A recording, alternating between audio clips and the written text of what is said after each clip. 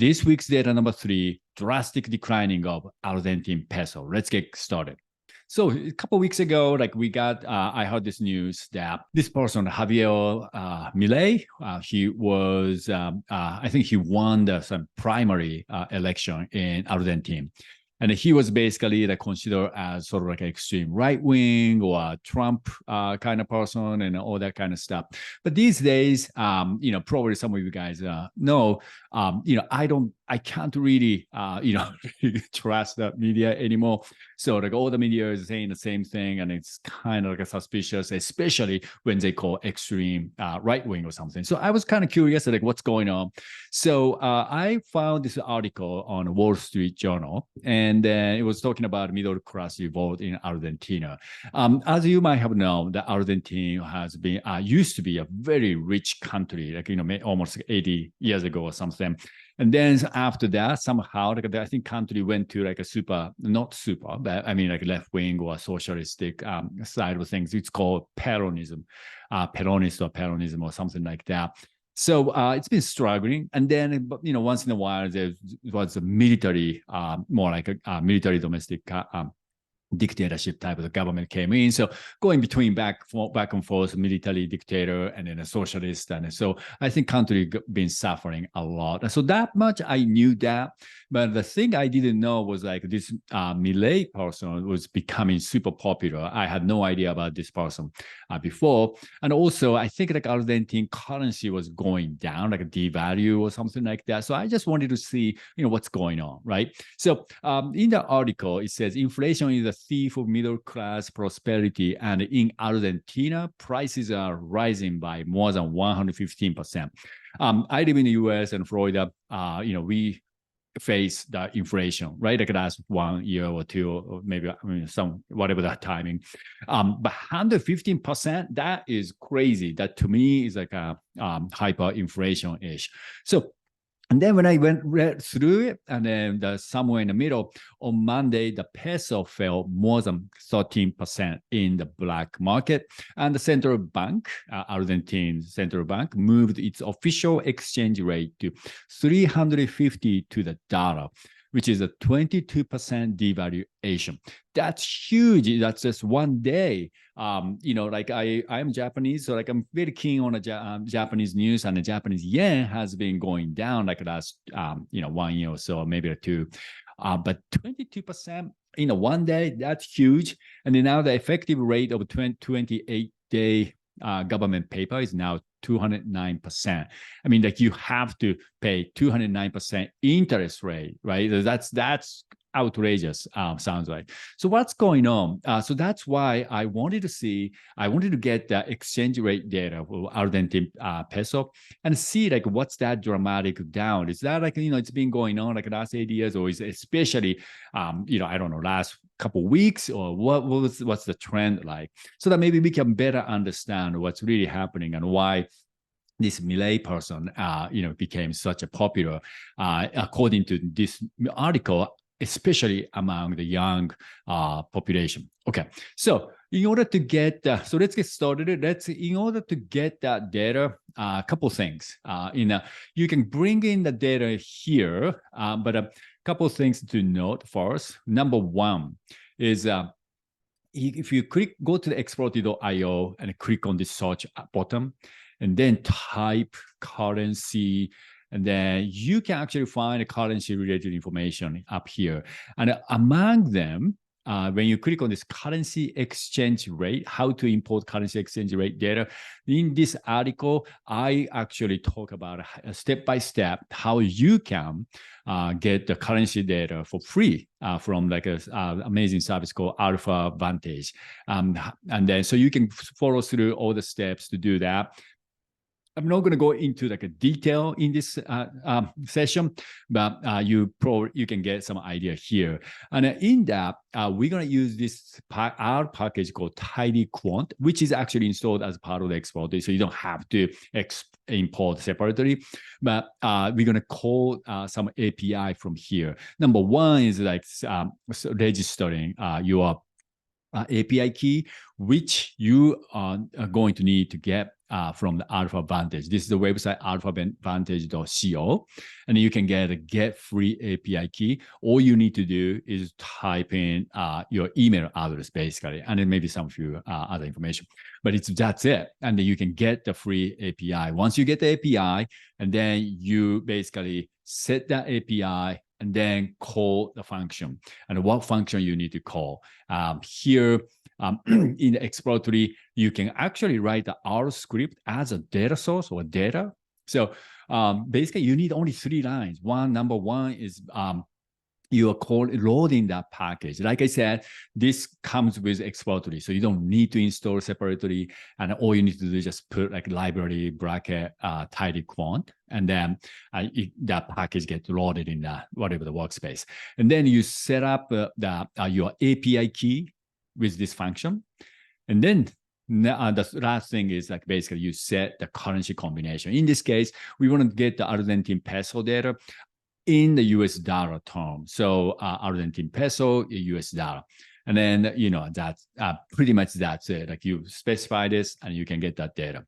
One thing though, like you basically, if you do it, that's more than enough. But what I'm going to do in this demo though, I'm lazy person. So I don't want to actually write this like 3 things. It's like a library tidy quant and API set, because I get this data, not just Argentine peso, maybe the Chilean peso, maybe Japanese yen and other things. So I want to actually preload this thing, right? So these first 2 lines.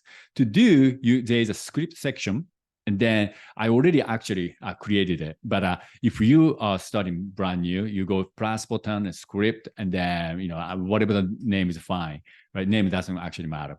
And here, basically, like you wanna write this thing here, the first 2 lines, right? Library tidy quant, and then setting your API key. Why you wanna do this? Because notice this here, load this script when the project is open. So every time you open the project, you run these 2 lines. That means you don't have to write these first 2 lines. Already been done the moment you open the project, right? So all you need to do is basically call this QGet function. And that's it. So that's what I did. So I don't care about this actual test because about Alpha Vantage script, I already done that. The reason I don't open it is because I don't want to show my API key, but basically, literally, it has only these first 2 lines. Okay, so having said that, now it's time to call, right? So like if I go to the R script, and then basically what I need to do is just have this 1 line. That's it. Again, you don't have to do this, use a script. If this is for yourself, then you want to just do it for the first time, and then you literally have this like a library tidy quant API set, and then TQGet. My case, I already set up in the script, so I don't have to. That's the only difference. But here, important thing is here's ARS. What is the ARS? Basically, you need 3-letter codes for currency code. So like again, if you go to the note that I created before, at the very end, there is that table of the currency code list. So you can actually quickly find it. For example, like this is Argentine, oops, what happened here? Argentine peso is ARS, and then, or maybe something else, like let's say Chilean peso, whatever the stuff, you can find it. But all you need to do, you need is these 3 letters. Okay. And then if you want to get in a euro term, like Argentine peso euro, then you want to actually change this to EUR. And then this position actually matters. So this one is now like a Argentine peso is going to be the data return. Let's do it. Click on run button, and then data comes back.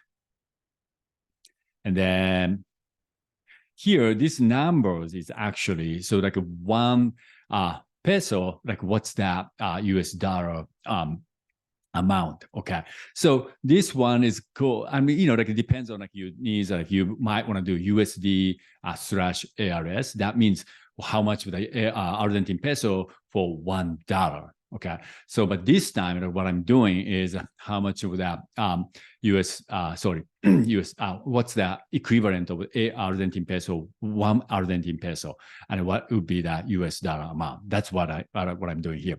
So anyway, so if I click on the save button, and then what I'm gonna do is like ARS and USD, and I click on that, and I created it. And obviously, you can see I've already done that before this session. But here is the important thing is like I already downloaded. And the timestamp, when you look at it from 2014 to 2023, September 14. Okay, that sounds good. So we got that, and then we have 4 columns, and this is like an opening timing, the currency rate of the opening, market opening, and the high, low, and the close. Let's use close for now, this time. So first, let's just quickly visualize it to see like how the trend of the rate, right? So here, I'm going to use a line chart and set the timestamp data, and I'm going to set the date level, and the y-axis is the one that the close. So this one, the currency exchange rate for Argentine peso. So when you see, for example, 0.1, that means like 1 peso, Argentine peso is $0.1. Okay, and then that means if it goes down, now the 1 peso is actually equivalent of, what is this? It says 0. So I'm going to go back to the table. It shouldn't be 0. How many rows? I'm going to show the last rows, maybe 50 rows. And here it is. So like now, September 14, 0.00286. So it's like worthless. I mean, like, there's some value, but compared to, it used to be like 0.1 or 0.15 or something like that. Now it's like 0.0028 dollars. That's a huge drop, I think. And then, but anyway, so go back to the chart. That's what we are seeing here.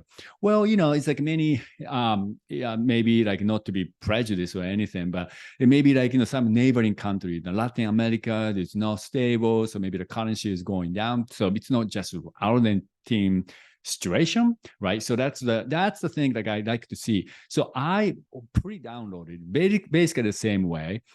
Here's a Brazilian Lira. It's the next country, and the other side of the next country is Chile.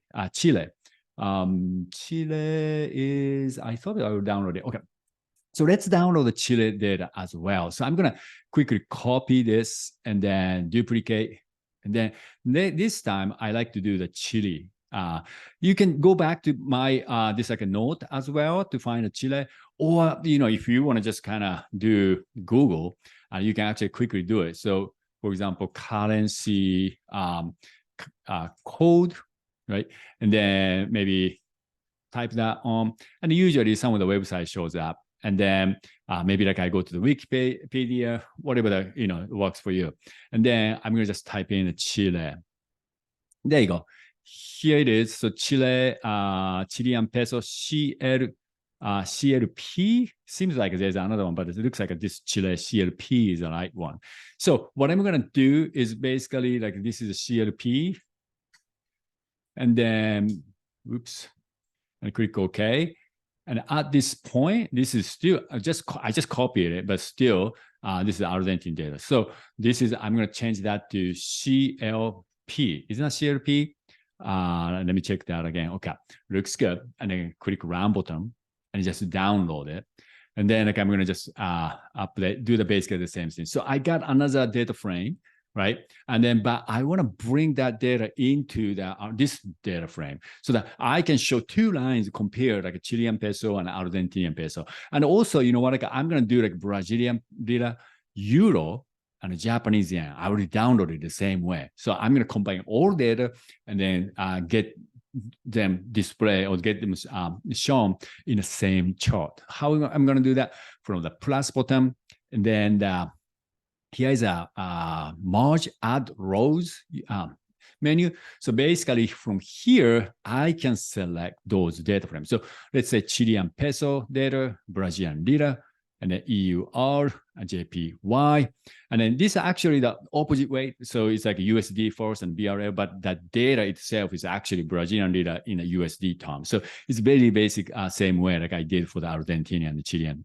So I selected those and then click the round button, what's going to happen here is like when I go to the summary, and it's those 5 data frame data combined. Okay, so the data frame name. Symbol is the one that actually came back from the Alpha Vantage, the original data itself. So we have that. And it looks like Chilean peso has only 937 as opposed to other data. So this is actually, the duration is slightly different. We can see that in a minute. Anyway, so we have 5 data. And then here, one thing though, now like this chart is still looking at the source step, right? So that means we still have the Argentine data for this chart. I have to bring this chart pin button to the second step. Now, like at this point, this chart is looking at the data after merging 5 data frames. Okay, so that's so looks okay for now. Look at here is like it's still summing, so that's kind of weird. It shouldn't sum. That means all the currency rate combined or added together. So I'm going to separate them by using, how about the symbol?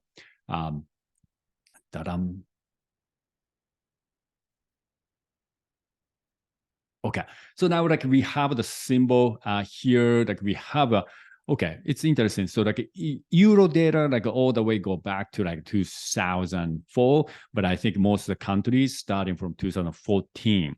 So, depends on like where we want to compare, but I'm going to, this time, like I want to focus on, let's say like from 2020, I just randomly pick it up and just maybe, just right before COVID or something. So I'm going to select that and then filter the data to, let's say, greater than or equal to, and then I'm going to select the year of 2020. How about that? And then now at this point, most of the countries starting from the pretty much the same timing and then like all the way up to that end. Okay, so from here though, I noticed one thing. This okay. Brazilian Lira stop at the August 15 and then JPY September 1. I think there's some kind of ending date is slightly different. So what I'm going to do is I'm going to re-import all the related data source. And that means Brazilian Lira, Euro data, like get from the Alpha Advantage again, so that data is going to be have that to all the way to today's date. That's what I'm hoping. Okay, here. So now like Brazilian data is September 8, September 11. I think it depends on the countries. They're slightly different, but that's pretty much close to today's day. So that's okay. And then now, that scale is so different. So EU, this is euro, obviously is like a kind of like almost equivalent to US dollar, and as opposed to other currencies. So this doesn't really help. But what we want to do is, with something like this, is one of the best way to do it is to see how much change. That's what's important here, right? So that's what we want to compare. So for the euro, what's the difference? Like how much of the difference from the beginning to today, or like all the way down? Okay, so there's a very convenient function called quick window calculation and a percent difference from first. That means the difference from the first day for each country, each currency, and then calculate the difference and then show the ratio from that first day. Okay, first day value. So let me select this one for percent difference from first. Okay, so that's that. So compared to 2020, whatever, January maybe 1st or something, compared to that value, okay, Argentine peso went super down. It's almost like, I don't know, 95%, 85% down. That's huge declining. And compared to other currency tend to be going down too. This like look at this green color. This is Japanese yen. Japanese yen was going down, especially after the Ukraine war started because of the sanction. I thought we thought we were sanctioning Russia and ended up the Japanese yen going down. That's kind of interesting. But anyway, so that's how we compare the chart here. And then like the last thing I want to do is here the color. I want to just edit a little bit here to make it more relatable. Okay. So for no reason, no anything like objective reasoning, anything like that, like I just want to assign, for example, Brazil to me is the Amazon, right? So like I want to just assign a green color. And then maybe Argentine is because of the flag is I want to assign that to light blue. And then Chilean peso, I don't know really. So I'm going to just give it a red color. JPY, Japan is actually red. So maybe I'm sorry, Chilean, I'm going to give you red, darker red color. And the EU, Euro, I don't know. I'm going to just give the orange color or something. And then if I want though, for example, this one, CLP, I have no idea of. So like Chilean peso, and then here, Argentinian peso, and so on. I can go on, but I'm going to just stop here and click apply button. And now like I have more like, kind of easier way to see. And from the property menu, I'm going to change the region position to be top. Okay, so that's here is the chart. So basically what we have here is that compared to Brazilian Lira and then also Chilean peso, Argentine, I don't know what's wrong with this currency. It's very significantly going down. And I don't think it's something to do with that, recent, this Milei person, popularity. It's like it's been going on like this for a while. So something must be, going down in that country. Anyway, so today, like what we did is get the currency data by writing our script, but not even the script, right? It's just calling basically one function, plus maybe loading the library and setting your API. You can get the API from Alpha Advantage website by just giving the email address. And then also like we brought them in a kind of like separately as a data frames. And once you have those data, you can merge them together. And once you merge them together, and you can have multiple lines and compare the trend. This is kind of interesting. Like I've been working on this currency data for demo and for visualization stuff, but I've never seen this kind of movement. But anyway, so that's the today's currency data here. So just to add a little quick note. So in the same article in the Wall Street Journal, so it says the international press is portraying Mr. Milei as a crazy populist or Trump people or extreme right wing. That's the kind of description I've been seeing, but also like even Wall Street was saying. And there's no doubt he's disdainful for Argentina's political establishment, left and right. He draws large crowds of young Argentines and rails against entire political caste and stupid and useless. That's sounds interesting person. And Mr. Milei is an economist who favors limited government and blames Argentina's economic problems on suffocating taxation, hyperregulation, special interest subsidies, and protectionism. He wants to open markets, cut public spending, end capital controls, and privatize state-owned enterprises.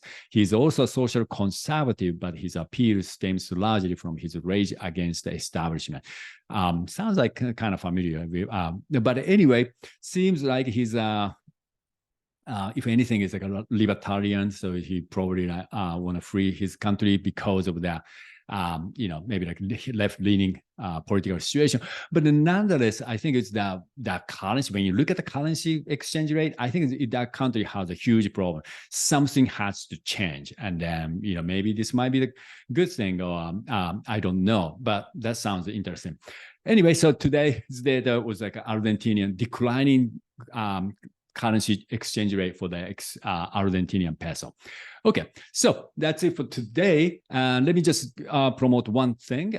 We are doing a data science booster training in November. November from 13th to 17th. It's a 5 days training, but each day is only 2 hours. So they combine the 10 hours of the training.